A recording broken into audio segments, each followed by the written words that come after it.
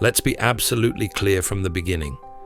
Kindness by itself isn't enough to survive in this world. If you think being a decent person is all it takes to succeed, you're fooling yourself. And the most painful part is that on some level, you already know this, even if you refuse to accept it. Ask yourself, how many times have you felt like people are walking all over you? How many times have you done the right thing, and instead of receiving praise, you were ignored or, worse, taken advantage of? You've been taught that being good alone is the key, that honesty and virtue are rewarded. Yet the real world operates differently. It doesn't reward goodness. It rewards those who know how to use their strengths strategically. And that's where Machiavelli enters the picture. He understood something that most overlook. Human nature can be self-serving, erratic, and if necessary, cruel. In The Prince, he spelled it out. Virtue without shrewdness is weakness, and goodness without a plan is a trap. Now tell me, how many times have you fallen into that very trap? Think of people you admire, those who've achieved greatness. Did they get there purely on good intentions? No, they got there because they understood how to maneuver in the shadows when it was required, because they saw that morality isn't a hindrance but a tool. Knowing when to display it and when to conceal it is what separates the master player from the pawn. Your problem isn't that you're a good person. Your problem is that you don't know how to protect yourself. You assume others play by the same rules you do, but that isn't true. The world is full of predators masquerading as friends, opportunists who can spot an unsuspecting target miles away. And you, without realizing it, have presented them with exactly what they're looking for. Here's where Machiavelli offers a different path. Intelligent kindness. It isn't about turning into a villain, nor is it about betraying your moral compass. It's about grasping that kindness needs to be paired with a precise understanding of reality. It's about learning to read people, anticipate their intentions, judge when to trust, and recognize when to put your guard up. Machiavelli said, "It's preferable to be feared than loved if you can't manage both." And you? Undoubtedly, you've chosen to be loved, accepted, viewed as harmless. But what has that given you? Not respect, not authority. All you've gained is the certainty in others' minds that they can use you without repercussion. Because kindness devoid of strength doesn't inspire admiration, it invites pity. Don't get me wrong, I'm not urging you to abandon goodness. I'm asking you to adopt a form of goodness that isn't naive. Accept that the world doesn't reward the just, it rewards those who are cunning. True virtue isn't blind submission. It's the ability to merge ethics with practicality. Machiavelli taught that image is everything. It's not just who you are, but what others perceive you to be. If you appear weak, you will be treated as weak. If you project strength, you'll be met with respect. How many times have you allowed others to treat you poorly because you were scared of losing their acceptance? How many times have you kept quiet to sidestep conflict, only to see that you lost more than you gained by doing so? This isn't about cruelty, it's about strategy. The key is knowing when to act, when to speak, when to step back, and when to move forward. Kindness is a strength when used wisely, but if allowed to run wild, it can become your worst enemy. The pitfall of many kind-hearted people is believing that the world appreciates pure intentions. It doesn't. The world values power, stability, and the capacity to make difficult decisions. Kindness only garners respect when it's coupled with genuine authority. Without power, your kindness makes no impact. Machiavelli would advise you not to be a lamb in a world of wolves. Don't let your morality turn into bondage. Real virtue isn't passive submission, it's cleverness. It isn't merely blending in. It's about shaping your environment in your favor. Think about it. How much longer will you let people take advantage of you? How much longer will you allow your own innocence to trap you? I'm not telling you to stop being good. I'm telling you to become good in a way that actually serves your interests. Learn to maneuver quietly when needed. Learn when to smile and when to bare your teeth. Because this world isn't fair, but you can adapt to its realities and still remain true to your core principles. Machiavelli didn't write The Prince to show you how to become evil. He wrote it to show you how to survive. Now, answer this. Will you continue living under the illusion that kindness alone suffices? Or will you start practicing genuine insight? That brings us to a concept few grasp: the power of perception. It isn't enough to be strong. You must appear strong. It isn't enough to be smart. You have to let that intelligence radiate. In this world, reality is less important than how others see you. Reflect on this. How many times have you seen incompetent individuals surpass truly talented ones? How many times have you seen manipulators get ahead while honest, hard-working people remain stuck? This isn't a coincidence. People don't side with the good or the righteous. They side with the figure who appears in control, who can craft an image of authority, who carries themselves like they have all the answers, even if they really don't. That's where a lot of people go wrong. They imagine that simply being correct or competent should speak for itself. But that's not how things work. The world doesn't reward those who are right. It rewards those who know how to package their version of the story. Machiavelli understood this profoundly. It's not just about who you are, but who people believe you are. Perception is critical. An unconfident leader can't inspire trust, even if they're the most qualified one around. A worker who doesn't know how to stand out won't receive promotions, no matter how capable they are. A man or woman who doesn't project value will never be pursued, even if they have much to offer. So it's not just about possessing these qualities. It's about shaping the narrative around you. It's about learning to present yourself in the most advantageous light. Not about lying, but rather directing others' attention exactly where you want it. Think about it. In any social interaction, people don't see unfiltered reality. They see reality through their own biases, prejudices, and emotions. The question is, are you letting these filters work against you, or are you leveraging them to your benefit? If you're kind but come across as weak, you'll be treated as weak. If you're just but seem too soft, you'll be walked over. If you're competent, yet reveal only self-doubt, you'll be ignored. It's that simple. Mastering the art of perception is what sets apart those who shape their own fate from those who get pushed around.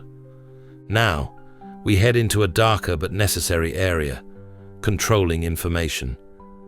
Have you noticed that the most powerful individuals often seem to possess knowledge others lack? Have you wondered why those at the top always seem a few steps ahead? The reason is straightforward. They understand when to speak and when to stay silent. Naive people think total honesty is always a virtue, that voicing their opinions non-stop and sharing everything they know is the right way. But in truth, information equals power, and you can't just give power away without repercussions. Machiavelli insisted that a ruler must know how to hide their real aims, not to be dishonest for its own sake, but because, in a world where everyone is trying to get ahead, whoever overshares becomes a target. Learn to keep certain details to yourself, to divulge only what's necessary and no more. Keep a bit of mystery.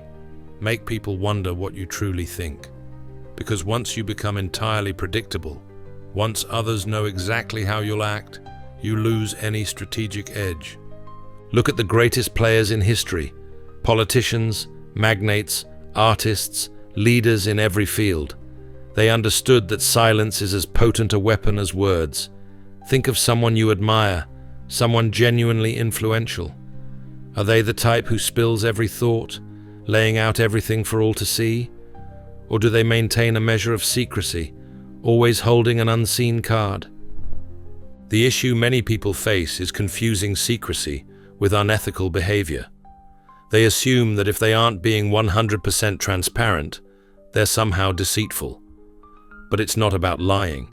It's about managing information flows in ways that serve you. Consider all the times you've opened up too much and got hurt. All the times you trusted the wrong individuals and offered up secrets that came back to haunt you. All the times you gave explanations no one asked for, trying to validate yourself to people who didn't deserve it. Real power doesn't lie in saying more. It's in knowing when to speak and when to be quiet. Here's another seldom applied truth. The person who speaks the least, who explains themselves the least, often commands the most respect. Why? Because silence breeds uncertainty, and uncertainty sparks curiosity, and curiosity confers power. If you're always talking, always laying out your every thought, people will either grow bored or assume you're seeking validation. If, instead, you speak only when it counts, choosing your words with care, leaving some things unsaid, people start paying real attention. Which brings us to the art of unpredictability. Predictable people are easy to manipulate. If you always respond the same way, if your emotions and decisions are on display, others can calculate your moves ahead of time. They'll exploit your predictability. But if you're unpredictable, if they can't quite figure out your next move, you become intimidating. And when you're intimidating, you're respected. Machiavelli understood this perfectly. A ruler who can be read like an open book is a feeble ruler. A ruler who maintains a degree of mystery, who can pivot unpredictably, who defies neat categorization. That is the ruler who remains in power.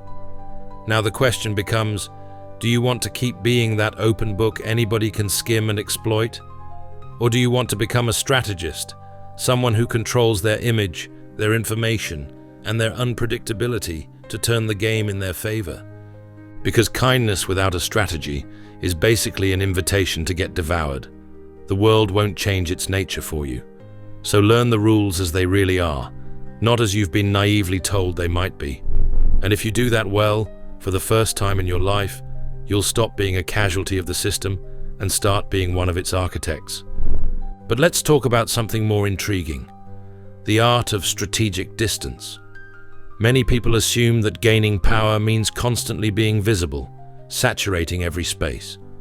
But the truth is, when you're too accessible, you lose your worth. Scarcity creates desire. Absence magnifies impact. Think it over. Why do some individuals command respect just by being in the room, while others, no matter how persistent they are, never garner any real authority? The difference lies in how their value is perceived. Machiavelli taught that a leader must avoid being too readily available, not because they should scorn their people, but because excessive familiarity erodes respect. When you're always present, always giving without limit, people start taking you for granted. It's human nature. We undervalue what's too plentiful and chase what's elusive. This principle goes far beyond politics or power. It applies to your relationships, your workplace, life as a whole. If you give too much of yourself, you risk becoming replaceable. If you're always around, you risk being treated like a resource rather than a person. Think about the times you devoted everything to someone, only for them to brush it off. The times you offered your support to everyone, only to be left high and dry when you needed their help. It's not accidental, it's human nature. Abundance is devalued, and scarcity is prized. Hence, you must learn to manage your presence, to ration your availability, to regulate how people perceive your openness. Don't always reply right away. Don't make yourself perpetually reachable. Let your absence be noticed, and make your presence a privilege. Because if you can master the art of disappearing at strategic moments and distributing your energy wisely, people will begin to seek you out. Most people, however, are terrified of stepping away. They worry that if they remove themselves from the spotlight, they'll be forgotten. But here's the painful truth. If the only way for you to be remembered is to show up constantly, maybe your value wasn't that significant to begin with. Those who truly make an impact aren't the ones clamoring for attention everywhere. They're the ones who appear precisely when it counts, whose appearance alone commands everyone's focus. Now we come to another crucial element: emotional control as a power tool. This is where most slip up. people assume that dominance arises from might or aggression, bellowing orders and forcing compliance. But genuine mastery, the kind Machiavelli grasped, lies in mastering one's emotions. If you easily lose your cool, if you react on a whim, if you let anger or anxiety lead you, you're predictable. And predictable is easy to manipulate. Think of the last time someone provoked you into losing your temper. In that moment, you were no longer in control. The other person was. They steered your response. Because anyone who influences how you feel can influence how you act. The one who cannot be provoked, who stays collected in any scenario, is the one holding real power. It doesn't matter if you're negotiating, arguing, dating, or collaborating. Whoever maintains composure wins, because controlling your emotions means you also manage how others perceive you. Machiavelli emphasized that a prudent leader should always act with composure and calculation. This doesn't mean you don't feel anything. It means you don't become a slave to your feelings. You're no longer a reactive creature swayed by every taunt. Implement this, and you become nearly untouchable. Others may attempt to unsettle you, anger you, rattle you, but if they fail to disrupt your calm, they'll lose their grip on you. Consider it this way: the true victors in any situation aren't the loudest or the fiercest. They're the ones who stay level-headed while everyone else succumbs to emotional frenzy. That brings us to our final core theme: the power of strategic patience. Most people crave instant gratification, wanting success, respect, or influence right now. But what Machiavelli taught, and what history's greatest tacticians repeatedly demonstrated, is that genuine power belongs not to those who act rashly, but to those who can wait for the precise moment. The world is full of impulsive people making hasty decisions, oblivious to long-term consequences. But those who truly run the show know how to bide their time. They observe, gauge, plan. Picture a hunter. They don't shoot the moment they see movement. They take careful aim, measure the distance, wait until the target is exactly in position. Only then do they act. That's how power functions. It's not about moving first. It's about moving at the right time. Machiavelli mentioned that fortune favors those who adapt to circumstances. It's not about charging forward blindly at every opportunity. It's about discerning when to accelerate and when to hold back. Ordinary people act on impulse. Strategists reserve their strike until the situation is ideal. Now ask yourself, are you the type who rushes in headlong, or do you wait for that moment when a single decisive move can yield the biggest payoff?